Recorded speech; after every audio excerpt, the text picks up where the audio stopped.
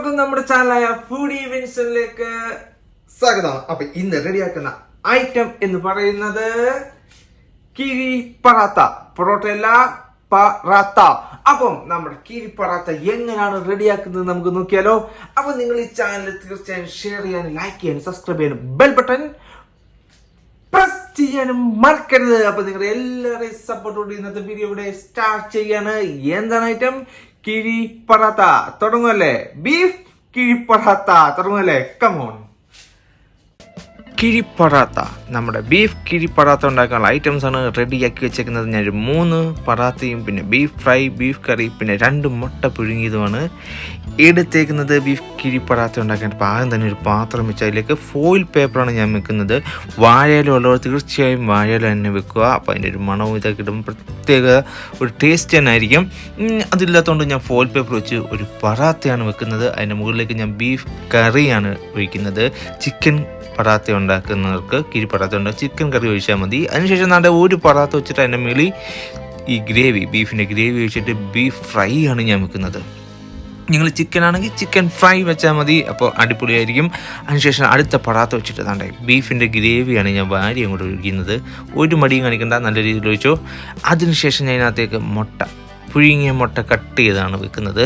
അപ്പം മുട്ട കട്ട് ചെയ്ത് വെക്കാം, അല്ലെങ്കിൽ മുട്ട ഓംലേറ്റ് ആയിട്ട് വെക്കാം, എങ്ങനായാലും കുഴപ്പമൊന്നുമില്ല. അതിനുശേഷം ബീഫിൻ്റെ കുറച്ച് ഗ്രേവിയുടെ എൻ്റെ മുട്ടയുടെ മണ്ടയിലൊക്കെ ഒഴിച്ച് വൃത്തിയാക്കി താണ്ടെ നമ്മുടെ തക്കാളി, 2 തക്കാളിയോ ഒരു സവാളയോ ഒക്കെ കട്ട് ചെയ്ത് ഇങ്ങനെ വെക്കാം, ഒരു കുഴപ്പമില്ല. അതിനുശേഷം കുറച്ച് മുളകും ഞാൻ കട്ട് ചെയ്ത് വെച്ച് താണ്ടെ സെറ്റാക്കി വെച്ചിട്ടുണ്ട്. ഇതിനി നമ്മൾ സ്റ്റീം ചെയ്യണം. അപ്പോൾ ഇത് നല്ല രീതിയിൽ പൊതിഞ്ഞ് സ്റ്റീം ചെയ്യണം. ഒന്നെങ്കിൽ നിങ്ങൾ ഇഡലി പാത്രത്തിലോ അങ്ങനെ വെച്ച് നിങ്ങൾക്ക് ഇത് ആവി കയറ്റി എടുക്കാവുന്നതാണ്. ഞാനിത് സത്യം പറഞ്ഞാൽ എടുത്തതെന്ന് വെച്ച് കഴിഞ്ഞാൽ പൊതിഞ്ഞ് ഇത് ഞാനൊരു ഓവനകത്തോട്ടാണ് വെക്കുന്നത്. ഒരു 15 മിനിറ്റോളം ഞാൻ വേണ്ടേ ഇതെടുത്ത് പൊതിഞ്ഞ് സെറ്റ് ചെയ്ത് ഒരു 15 മിനിറ്റോളം നല്ല ചൂടിൽ വെച്ചിട്ടുണ്ട്. അപ്പോൾ അതിന് ശേഷം ഞാൻ ഈ പൊതി അങ്ങോട്ട് തുറന്ന് എൻ്റെ സാറേ എന്നാ മണമായിരുന്നു അറിയാമോ. പ്രത്യേകം വാഴയിലായിരുന്നെങ്കിൽ നല്ല മണമായിരുന്നു കേട്ടോ. കണ്ടത് കാണും പറയാനൊന്ന് പുകയൊക്കെ കണ്ട് പോകുന്നുണ്ട്.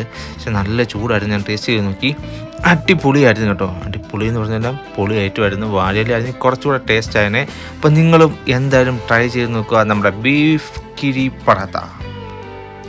ഹലോ ഗൈസ്, അപ്പം നിങ്ങൾക്ക് ഇഷ്ടമായോ കിഴി പറാത്ത, ബീഫ് കിഴി പറാത്ത? ഇഷ്ടമായി ഞാൻ വിശ്വസിക്കുന്നു. ഇഷ്ടമായെങ്കിൽ നിങ്ങളും ഒന്ന് ട്രൈ ചെയ്ത് നോക്കുക. അപ്പൊ നിങ്ങൾ വീട്ടിൽ തീർച്ചയായും ട്രൈ ചെയ്ത് നോക്കുക. നിങ്ങൾക്ക് ഇഷ്ടപ്പെടും എന്ന് എനിക്ക് ഉറപ്പാണ്. അടിപൊളിയാണ്. അപ്പൊ നിങ്ങൾ തീർച്ചയായും ട്രൈ ചെയ്ത് നോക്കുക. നിങ്ങൾ എൻ്റെ ചാനൽ ഷെയർ ചെയ്യാനും ലൈക്ക് ചെയ്യാനും സബ്സ്ക്രൈബ് ചെയ്യാനും പിന്നെ ബെൽ ബട്ടൺ പ്രസ് ചെയ്യാനും മറക്കരുത്. അപ്പൊ നിങ്ങളുടെ എല്ലാവരുടെയും സപ്പോർട്ടും കൂടി ഇന്നത്തെ വീഡിയോയുടെ അവസാനിക്കുന്നു. പുതിയ വീഡിയോ, പുതിയ ഫുഡ്, പുതിയ റെസിപ്പി ഇതെല്ലാം നിങ്ങളിലേക്ക് വരുന്നതായിരിക്കും. അപ്പൊ നിങ്ങളുടെ എല്ലാ സപ്പോർട്ടിനും നന്ദി. Thank you very much.